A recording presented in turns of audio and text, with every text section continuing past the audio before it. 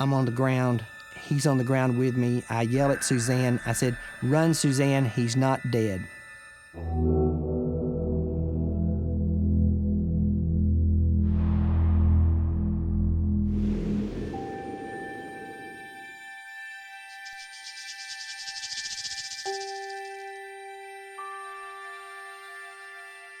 Sammy and I decided to get on the road because he had to be at the emergency room. He's an emergency room's physician, and he had to be at work at 6.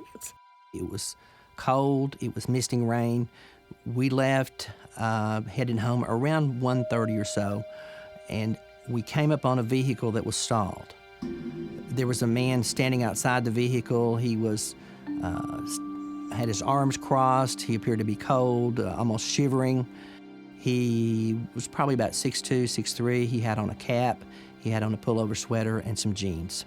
I looked at him and I thought, this could be one of my sons. He looked to be about their age, and I felt the thing to do was to stop and offer assistance. And he said he'd filled his car up with gas and he couldn't go any further. It just wouldn't go, and he didn't know what was wrong with it. I said, "Well, can we give you a ride somewhere to get out of the cold?" He said, "Yes, I would certainly appreciate that." I had hesitation about him getting in the car from the very beginning. I just had this feeling that something wasn't right. He sat in the seat behind me. He said his name was Michael. As we reached the place where we were going to turn off the main highway to go towards our hometown, I started slowing down, pulling into a convenience store, and he pulled a gun, stuck it in my right side. He said, "Folks, I'm afraid we're going to have to keep driving." You know, we get inured on watching things on TV where people get guns pointed at them. But until you've had a loaded gun pointed at you, I can't tell you how horrible that is. It is extremely frightening. And then the strangest thing happened. My wife grabbed the pistol.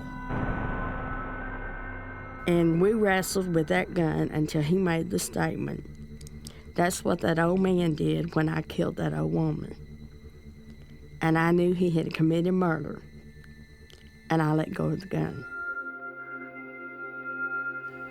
Basically, we just continued to drive south after that. When we take trips, we probably stop about every hour and a half to 2 hours for a bathroom break. And we were needing a bathroom break. He had us drive down a little dirt road there and then back the vehicle up sort of behind a little mound where nobody could see us from the road. And that's when he said the statement that was probably the most frightening. He said, "Okay."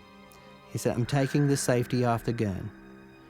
He said, "I won't hesitate to kill one of you if the other one tries something. I'm already facing death row in Oklahoma." I had a gun in the side pocket of my car, and I kept him fussing with me to keep him from searching the car. In Arkansas, if you are traveling more than 50 miles or if you're protecting valuables, you can carry a firearm in your vehicle. And I knew that pistol was there. Trying to retrieve that pistol would not have been easy as long as he was sitting right behind me. He said he wanted us to drive him to Texarkana. And when we got to Texarkana, Sammy said, "You're really not going to Texarkana, are you?" He said, "No, I'm not." So I took the road that goes south. And he said, "When I get to the next town, I'm going to let you out. I'm going to let you go." When we get to that town, he said the next town he was going to let us go. The tension in the car kept building and building and building, and we realized he was not going to let us go. And all of a sudden he said, "Doc, how much life insurance have you got on her?" And I knew what the implication was. I'll kill her for you and you can get the money. That angered and frightened me. I just point out said, "He's going to kill us." I just said it out loud. And there's a song that the people sing at all the funerals. It's "I'm Bound for the Promised Land." And Sammy hummed that to me, let me know that he thought that he was going to kill us too.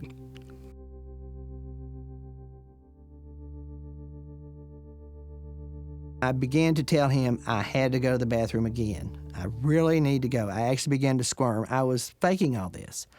I was trying to have the element of surprise. We pulled over to the side of the road. He told me to turn off the lights. I did. This time, he got out at the same time Suzanne did on the opposite side of the vehicle. And when he did, I slumped over the steering wheel, and then I reached into the door pocket and retrieved the little .22 revolver pistol that belongs to my wife. He gets out, he stands by the vehicle, and I slowly try to open the door, and as the noise of the door happens, I cock the pistol. I stand up, and I am probably about 2 feet from him, but it is dark, and I open fire. I really didn't know how many times I shot, but then all of a sudden I realized that the gun is not in my hand. The next thing I know, I'm on the ground. He's on the ground with me. I yell at Suzanne. I said, "Run, Suzanne, he's not dead." I could hear him fighting, scuffling in the dirt, and it was dark, and I couldn't find him.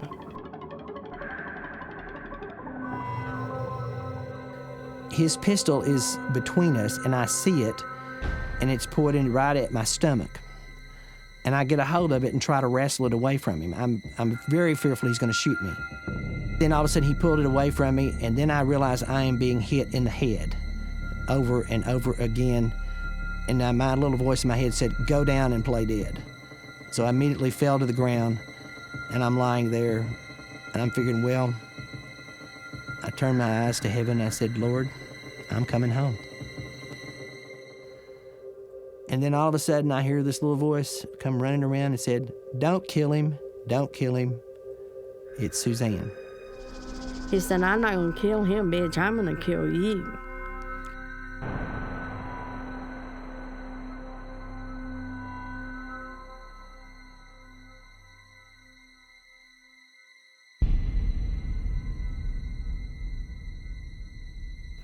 And he held the gun to my head, and the gun clicked.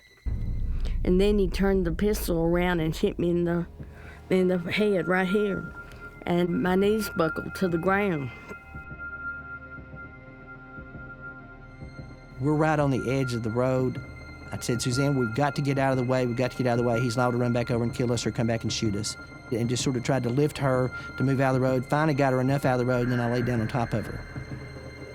And he just drove off.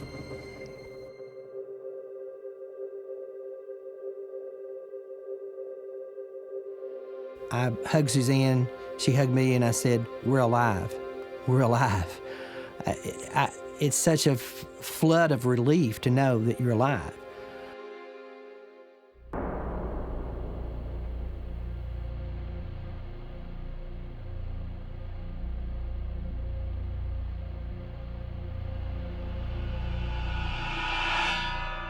First of all, I don't think you ever get over anything like this. I drove by a couple guys in the ditch here a couple years ago in a snowstorm, and I had a four-wheel drive vehicle, and they were waving at me, and I just drove right on. I cannot do that anymore. If you go over it in your mind, you go over it in your mind, and sometimes I still do every once in a while, but I've learned to kind of just put that in a different category, because if I get to play in the what-ifs and think about what happened and what could have happened, and, you know, that didn't happen. We survived, and that's all that matters.